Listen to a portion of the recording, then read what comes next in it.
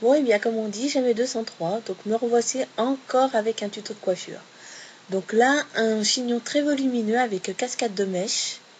Donc quand je dis que c'est volumineux, ça l'est. Donc âme sensible, s'abstenir. C'est une coiffure que je classerais dans la coiffure bricolage. Oui, je sais, c'est une expression assez tirée par les cheveux, mais bon, je vais vous expliquer. Alors il faut savoir que cette coiffure, je l'ai faite à l'aide d'un tout petit miroir comme vous le voyez, sans avoir de miroir derrière ou sur le côté. Alors voilà pourquoi j'appelle ça bricolage, parce que c'est vraiment au feeling, c'est-à-dire que la coiffure, je le fais grâce au toucher et selon comment je le sens. Voilà. Enfin bref, allez on commence. Donc je vais sélectionner une grosse partie de cheveux comme ceci. Tout simplement parce que plus tard, je vais la sectionner en deux parties. La première va me servir à constituer la banane. Et avec la deuxième, je vais faire retomber les mèches sur le chignon pour accentuer l'effet cascade. Je suis désolée pour ma voix, mais là je suis malade, donc c'est pas évident. Je me force un petit peu.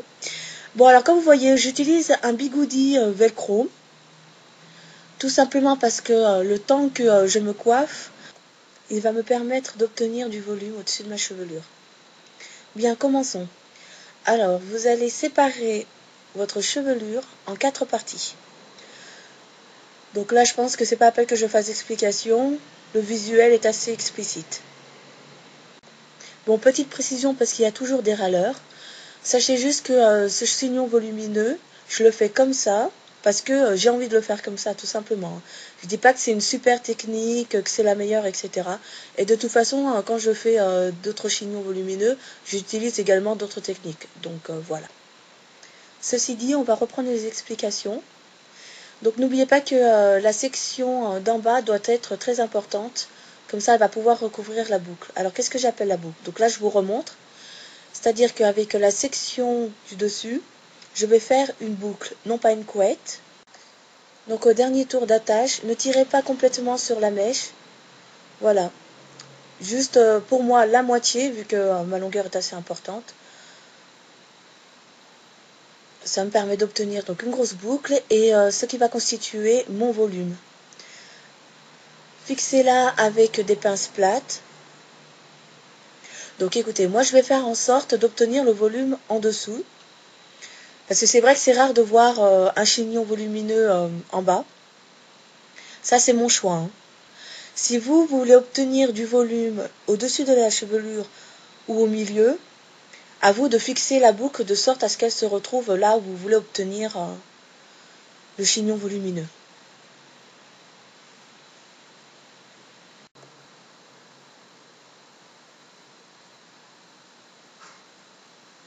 Normalement, cette coiffure, elle se fait en 10 minutes.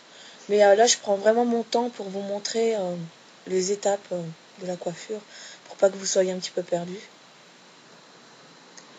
Bon, si vous n'entendez plus ma voix avant la fin de la vidéo, soit j'aurais perdu ma voix, soit je serais tombée dans les pommes.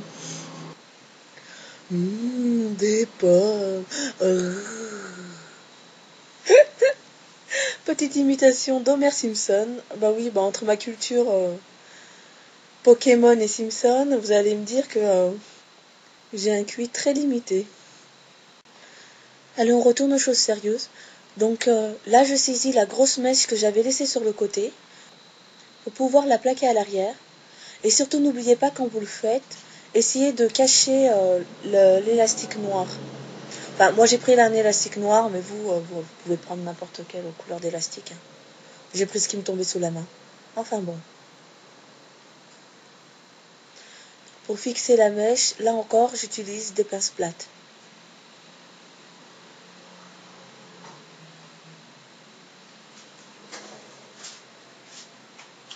Je vous rassure, hein, normalement je vais beaucoup plus vite, mais j'essaie d'aller doucement pour que vous puissiez bien voir les étapes. Donc là, ce que je veux vous montrer, c'est que quand vous ramenez la mèche à l'arrière, et surtout ne la tirez pas comme je le fais là, parce que ça va l'affiner, et donc ça ne va pas recouvrir l'élastique. Et d'un côté aussi, faites le geste comme je viens de faire ici, c'est-à-dire élargir au maximum la largeur de la mèche. Tout simplement, ça vous permettra sur le côté de votre chevelure d'avoir un effet plus fondu, plus homogène avec le reste de votre chevelure. Et de deux, ça me permettra aussi de recouvrir l'élastique derrière.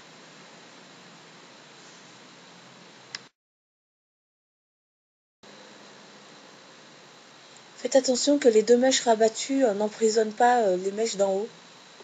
Donc vous voyez comme moi ça s'est passé comme ça. Donc là j'essaie de les dégager. Ah ouais, quand je vous disais que c'était une coiffure bricolage, hein, c'est vraiment tout au feeling. Hein.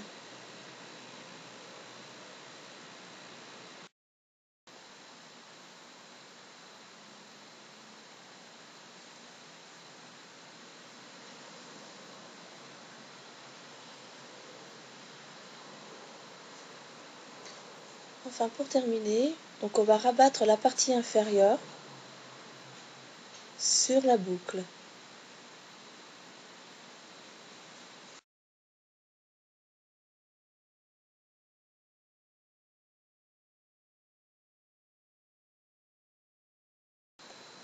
Vous pouvez évaluer le fait que votre mèche recouvre bien l'élastique ou non grâce au toucher.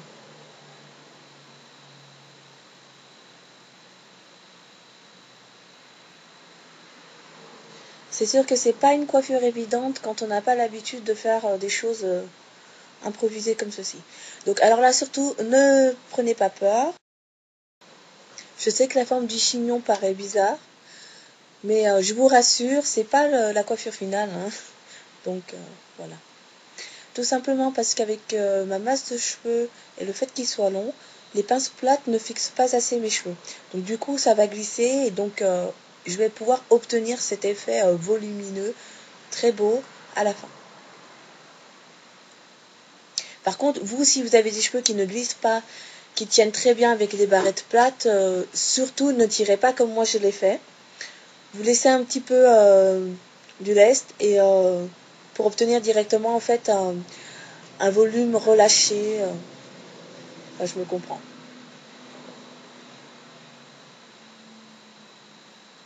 Oui, donc là j'ai rajouté un petit accessoire pour vous montrer que vous pouvez vous arrêter à cette étape de coiffure. Si vous n'aimez pas les chignons très très volumineux, ça donne quand même un très beau rendu, voilà. Bon alors moi je continue. Donc comme je vous le disais par rapport au-dessus de ma chevelure, je vais la sectionner en deux parties. Donc là entre temps j'ai enlevé le bigoudi. Hein. Donc comme vous voyez, je rabats quelques mèches. Tout simplement pour casser cet effet aplati que j'avais au début.